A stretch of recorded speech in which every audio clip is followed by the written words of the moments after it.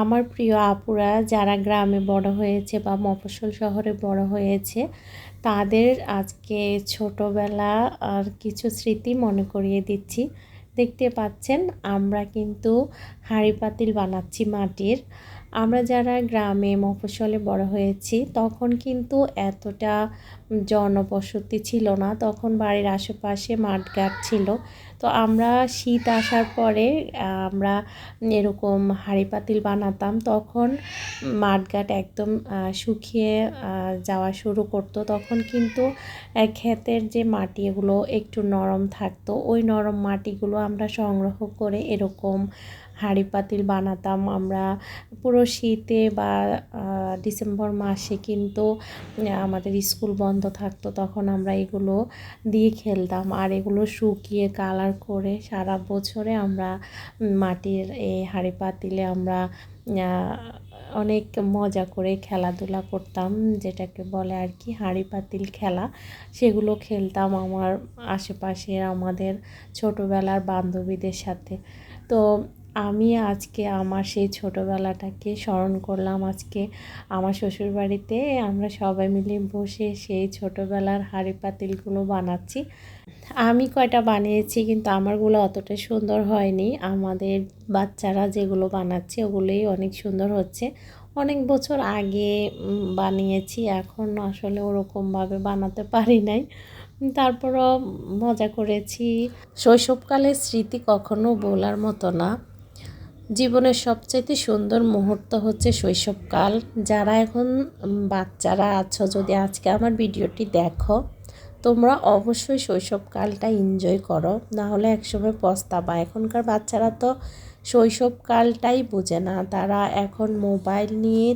আমরা যারা বাবা মারা আছি বা বড়রা আছি, আমাদের উচিত বাচ্চাদেরকে স্পেস দেওয়া, তারা যাতে ছোটোবেলাটাকে এনজয় করে, মজা করে, তারা বড় হয়ে যাতে বলতে পারে আমাদের শৈশবটা এতটা সুন্দর। কিন্তু সেটা আমরা বড়রাই করি না। আমরা নিজেরাই এখন মোবাইলে এতটা আসক্ত, বাচ্চাদের হাতেও একটা মোবাইল ধরাই দিই, আমরা নিজেরা একটা নিয়ে বসে থাকি। আমরা বাচ্চাদেরকে মূল্যায়নই করি না। আসলে এখানে আমরা বাচ্চাদেরকে দোষ দেওয়াটা অনর্থক, কারণ বাচ্চাদেরকে আমরা ওই জায়গাটায় তৈরি করে দিতে পারি নাই, আমাদের সেটা ব্যর্থতা। এই বাচ্চাগুলো বড় হয়ে ছোটোবেলার কোনো স্মৃতি তারা ধারণ করতে পারবে না, মনে করতে পারবে না, তাদের কোনো স্মৃতিই থাকবে না। সো আমরা সবাই বাচ্চাদেরকে ওই একটা পরিবেশ তৈরি করব, যেটা বাচ্চারা ছোটোবেলাটাকে এনজয় করতে পারে।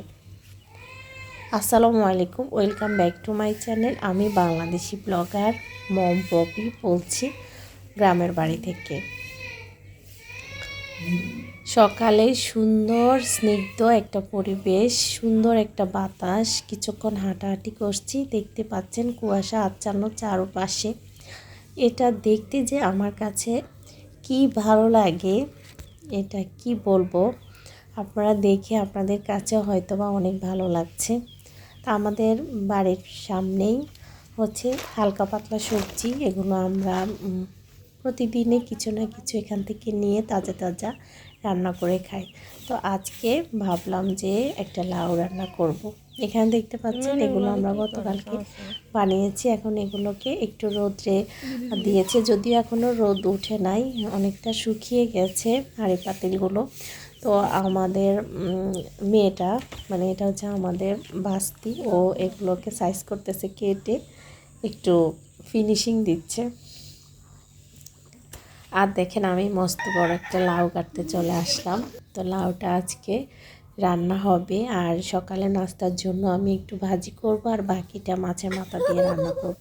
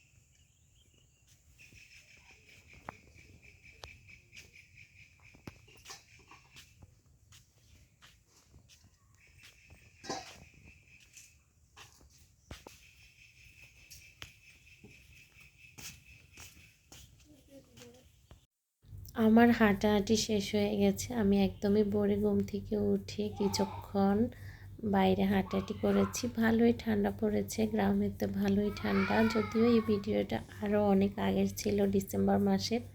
আমি যেহেতু আপনাদের সাথে ইতিমধ্যে কোনো ভিডিও শেয়ার করতে পারিনি, এই জন্য আমার ভিডিওগুলো দিতে এখন একটু একটু লেট হচ্ছে। তো তখন তো গ্রামে ঠান্ডাই ছিল ভালোই। ঢাকাতে যতটা ঠান্ডা পড়ে না, গ্রামে কিন্তু ভালোই ঠান্ডা পড়ে। তো অনেক কুয়াশা থাকে সকালবেলা। আর সকালে সবাই ভোরে ঘুম থেকে উঠে রান্নাঘরে চলে আসে। রান্না বান্না কাজকর্ম কিন্তু গ্রামের সবাই 10টার আগেই শেষ করে ফেলে।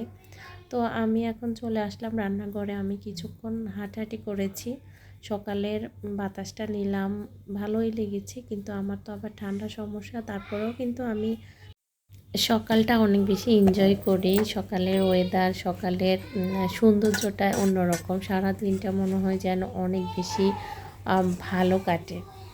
তো এই তো আমরা এখন কাজকর্ম স্টার্ট দিয়েছি সকালের। প্রথমেই তো রুটি বানানো শুরু করলাম, আর আমি লাউ ভাজি করছি।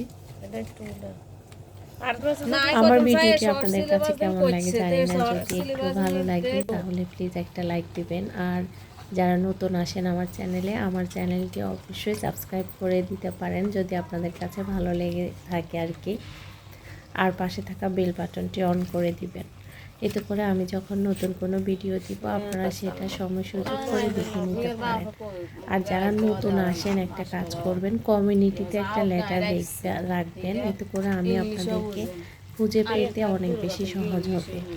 আমি লাউটা ভাজি করতেছি কিউব করে কেটে, শুধু পেঁয়াজ, কাঁচামরিচ, লবণ আর একটা দুটা ডিম দিয়ে লাউ ভাজিটা করছি। এটা খেতে এত মজার। যদি গোলমরিচ থাকে তাহলে একটু ক্রাশ করে গোলমরিচের গুঁড়া দিবেন, তাহলে খেতে আরও বেশি মজার হয়। যদিও এখন আমার হাতের কাছে গোলমরিচ ছিল না, এই জন্য আমি সেটা স্কিপ করেছি।